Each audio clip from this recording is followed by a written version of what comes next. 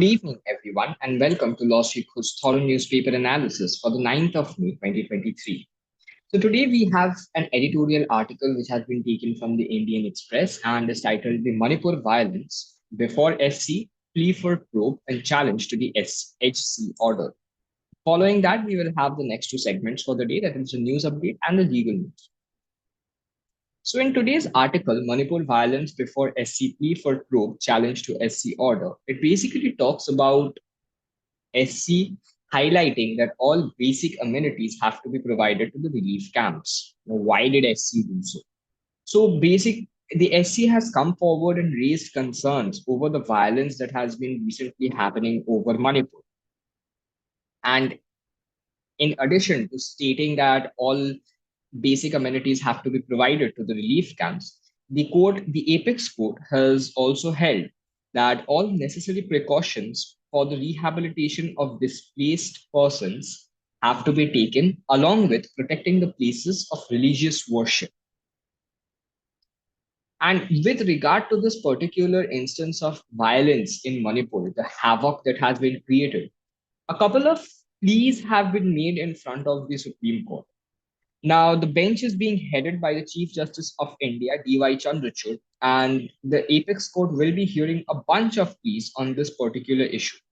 The first plea has been filed by Manipur Tribal Forum, which is an NGO.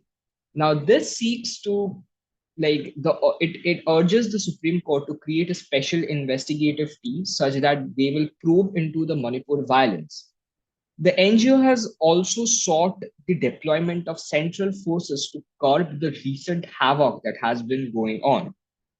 Now, the PIL regarding this has sought a range of directions, even in addition to this. The deployment of central forces, which it is sought, is particularly to protect churches and other places of worship, along with estimating the damages that have happened, thereby helping in the compensation of victims and even reconstructing the buildings that have been damaged. We also have a second petition that has been filed by a BJP MLA who is the head of the Hill Area Committee or the HSC of the Manipur Legislative Assembly. So the second petition challenges the Manipur HC order that grants ST status to the Meitei community. The plea states that the HC order in this case has a lot of mistakes in it. And why is it such? So the HSC or the Hill Area Committee or HSC has stated that the High Court order erroneously directed the state to make a recommendation to the state to include Meitei community into the list of scheduled tribes. Now, firstly, it has said that it is also incorrect to record that the Meiteis had been waiting for 10 years to be included into the ST list. And it has also placed reliance in the case of in the SC ruling of state of Maharashtra versus Milin, in which the Apex Court had held that it is not open to the state governments or courts or tribunals or any other authority to amend or alter the list of scheduled tribes which are specified in the notification issued under Clause 1 of Article 342.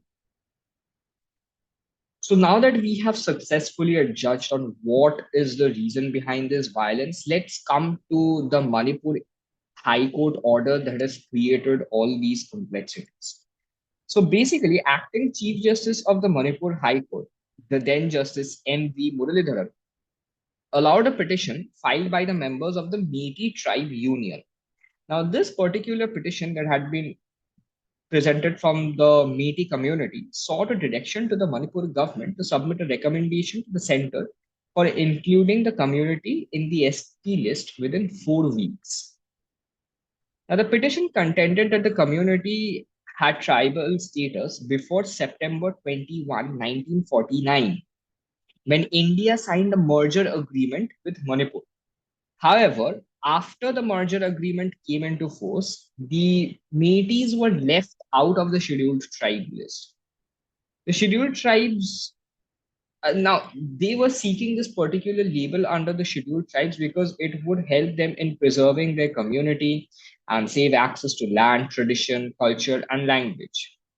Now, while inspecting this particular petition, the HC said that the Metis Union had submitted representation to the Ministry of Tribal Affairs in this regard back in 2022.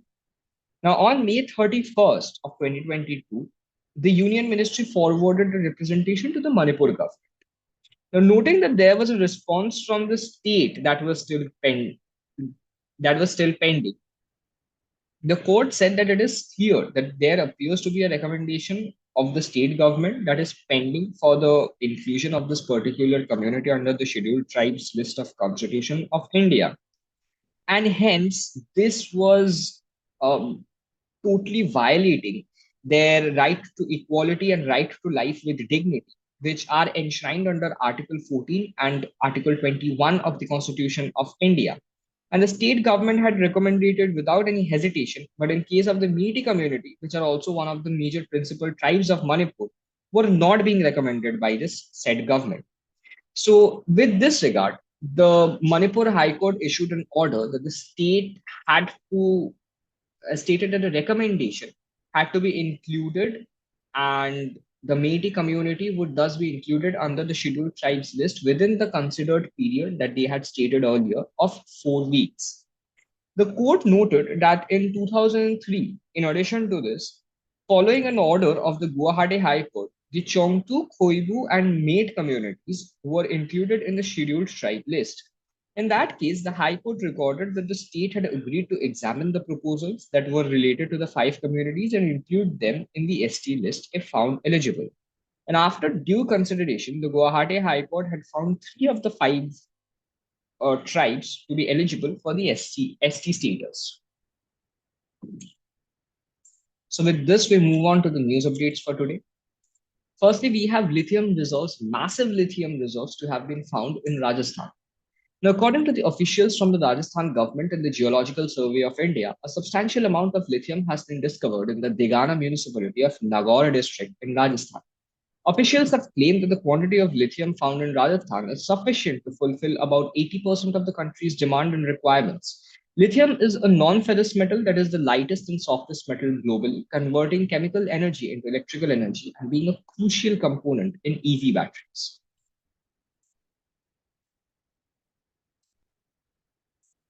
Next up, we have Orient Pro Payments gets RBI approval to operate as payment aggregator. Orient Pro Payment Solutions Limited was granted in principle approval by the Reserve Bank of India to operate as payment aggregator under the Payment and Settlement Act 2007. The license is coveted because in the license to operate as payment aggregator allows entities to receive payments made on e-commerce sites and merchants, pool them, and then transfer to merchants after a period, simplifying the payments process for them. Thirdly, we have Olympic silver medalist Nigel Amos gets 3-year ban. Nigel Amos, a Botswana athlete who won a silver medal in the men's 800 meter at the 212 Olympic Games, has been handed a 3-year ban.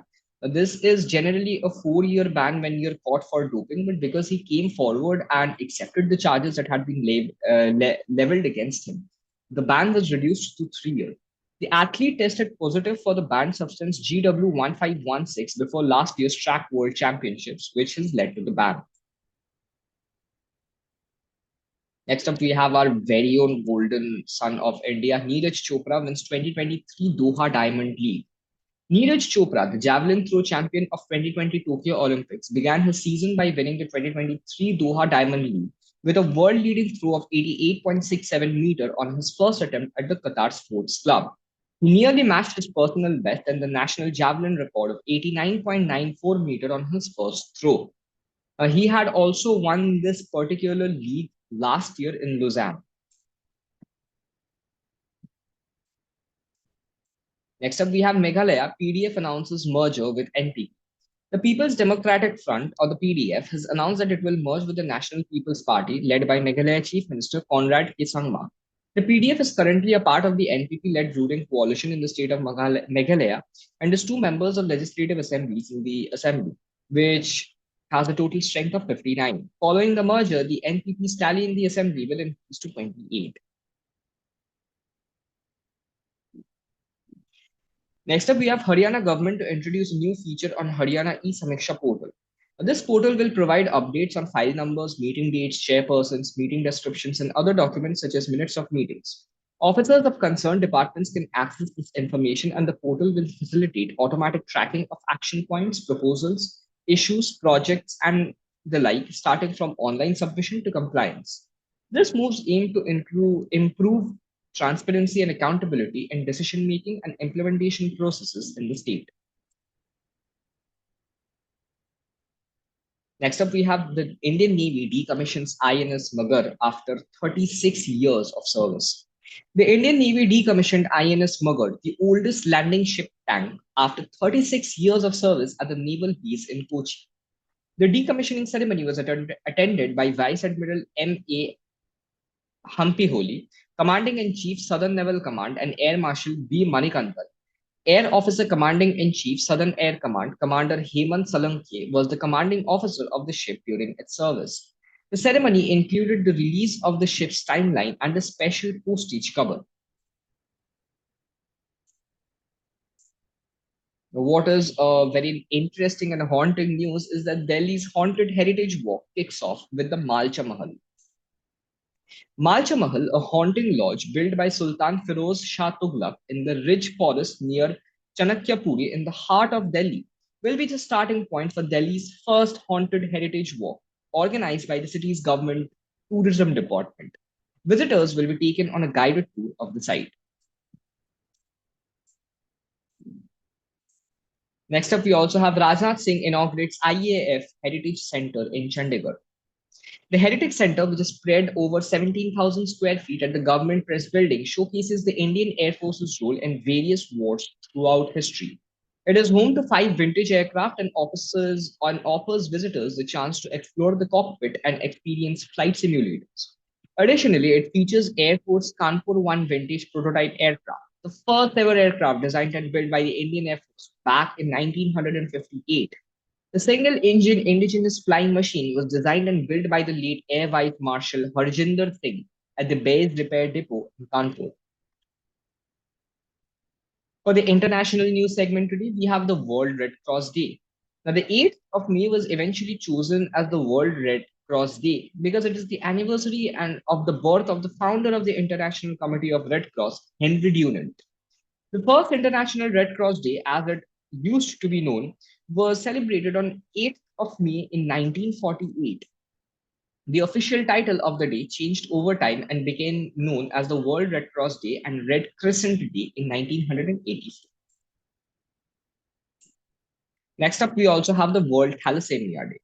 World Thalassemia Day is a global healthcare event commemorated every year, again on the May of 8th, to raise awareness about the condition among the local public and the policymakers, apart from supporting and strengthening the morale of victims who have battled for years with this fatal disease. Thirdly, we have PM Modi to be the guest of honor at France's Bastille Day parade.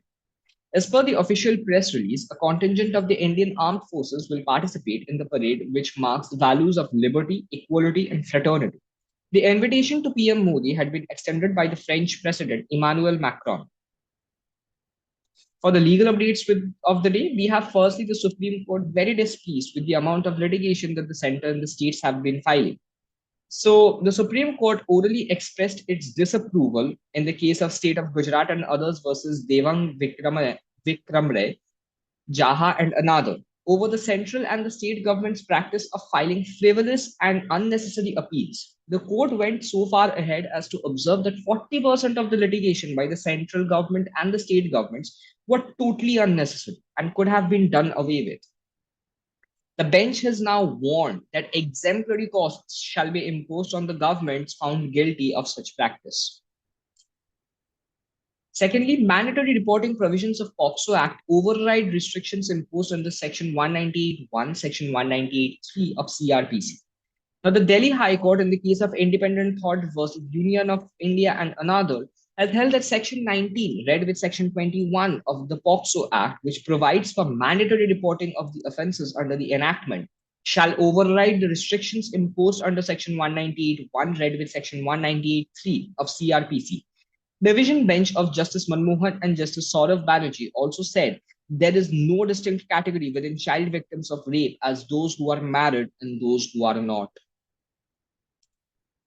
So this was all for today. For free study materials and TNA PDF slides, please join our Telegram channel, the link of which you can find in the description, or you can always scan the barcode that is given on your screen. Please don't forget to subscribe to our YouTube channel to stay up to date with the thorough newspaper analysis every day. Thank you.